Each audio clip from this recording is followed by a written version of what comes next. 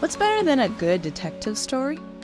Collecting clues and tracking down suspects, the red herrings and improbable twists, solving the case, and getting justice. Nancy Alcantara, Shannon Rebolledo, Justin Uphold, and their team at the Labor Department aren't hard-boiled private eyes, but their real-life detective work is just as dramatic.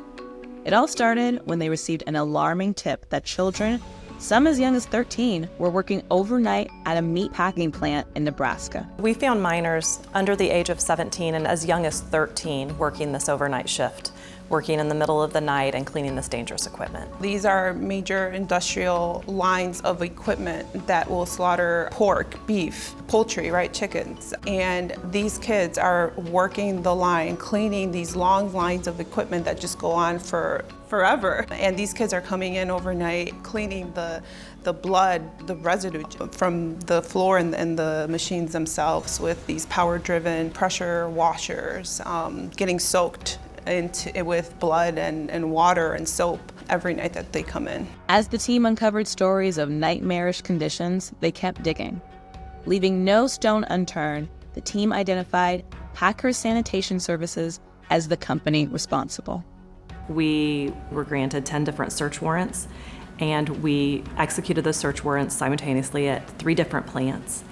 And the result was that we found minors across the country, 102 minors in 8 different states at 13 different locations, working for different processors. We saw badge photos of kids that barely made it into the camera because they were so small. During the day, they try to go to school, come home, maybe sleep a few hours if they can, do some homework, and then go to work, and then do it all over again.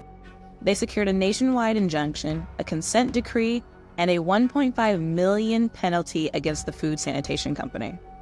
But it doesn't end there. Using what they learned in this case last year, the Labor Department found almost 5,800 children around the country who were being employed illegally and put an end to that exploitation. And they held accountable around 1,000 employers for using child labor, more than any other sting had in the past 15 years. We have found since that there are other sanitation companies doing the same thing. It made us evolve as a department, as an agency, in learning how to use new tools, strategize differently, organize ourselves differently, not only from the investigation process, but legal process. When you find 102 minors that are working in dangerous jobs, you're gonna learn a lot about the industry. You're gonna learn through interviewing people that there's trends, and we can use that information to expand and see if this is an industry issue. We're going to continue to do this type of work until this is completely eradicated from the practices in our country.